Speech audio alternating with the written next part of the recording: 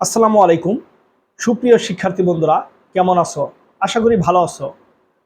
Math ঘরের এই পর্বে আমরা নিয়ে এসেছি রোজার অর্থ, রোজা কাকে বলে এবং বিভিন্ন নবী রাসূলগণের সময়ে রোজা কেমন ছিল। প্রথমে আসি রোজার অর্থ। বছরের বিভিন্ন সময়ে রোজা রাখলেও কেবল রমজান মাসে রোজা পালন করা ফরজ। রোজা কেবল উম্মতে মুহাম্মদ সাল্লাল্লাহু আলাইহি সাল্লামের জন্য ফরজ নয়, বরং তা অতীত নবী রাসূলদের উম্মতদের জন্যও ছিল ফরজ। কিন্তু রোজার সময়, পদ্ধতি ও ধারা ভিন্ন ছিল। রোজা ফার্সি শব্দ, এর অর্থ উপবাস থাকা। কোরআন হাদিসে এটিকে সিয়াম বলে। রোজা শব্দটি প্রচলিত।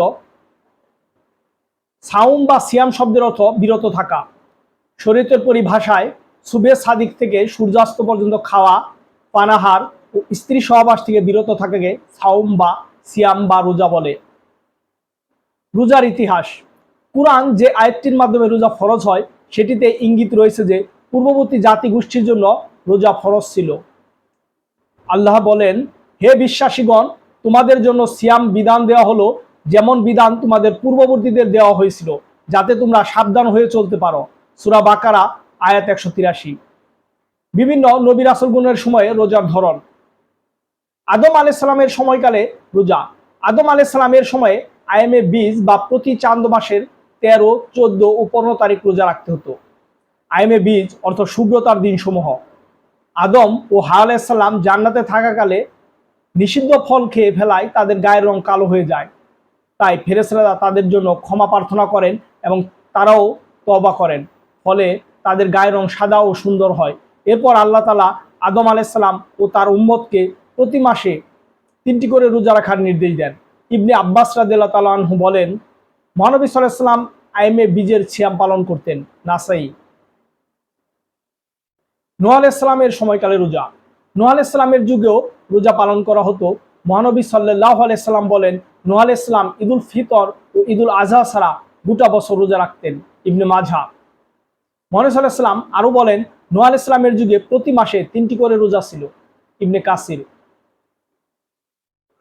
মুসা আলাইহিস সালামের সময়কালে রোজা। মুসা আলাইহিস সালামের উম্মতের জন্য আশুরার রোজা ফরজ ছিল। মহানবী সাল্লাল্লাহু আলাইহি সাল্লাম মদিনায় আসার পর ইহুদিদের আশুরা রোজা পালন করতে দেখে এর কারণ জিজ্ঞাসা করেন। তারা বলল, এটি এক শুভ দিন। এই দিন আল্লাহ বনি ইসরায়েলকে তাদের শত্রু থেকে মুক্তি দিয়েছিলেন। ফলে মুসা আলাইহিস সালাম আল্লাহর কৃতজ্ঞতা স্বরূপ ওই দিনে রোজা রাখেন।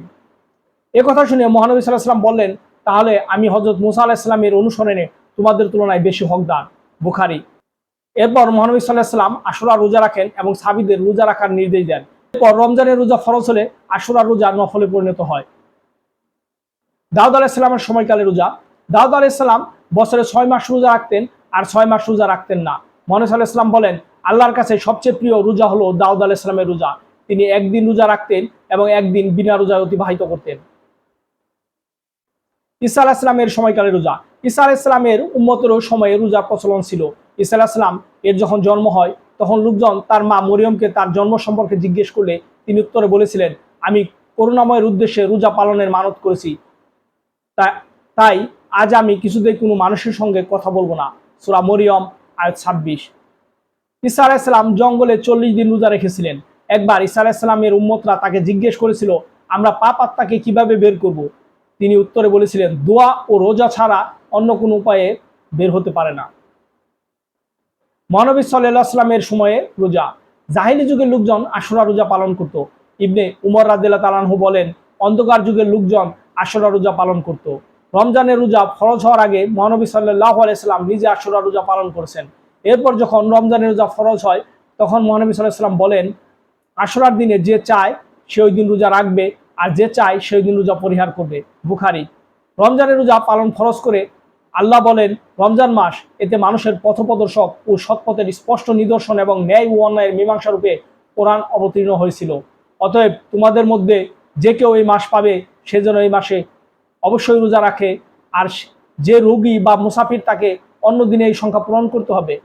আল্লাহ তোমাদের জন্য সহজ করতে চান, তোমাদেরকে কষ্ট দিতে চান না, যাতে তোমরা নির্ধারিত দিন পূর্ণ করতে পারো ও তোমাদের সৎপথে পরিচালিত করার জন্য আল্লাহর মহিমা ঘোষণা করতে পারো, আর তোমরা কৃতজ্ঞ হতে পারো। সূরা বাকারা আয়াত 185। আয়াতটি দ্বিতীয় হিজরি শাবান মাসে অবতীর্ণ হয়, তারপর রোজা চালু হয়।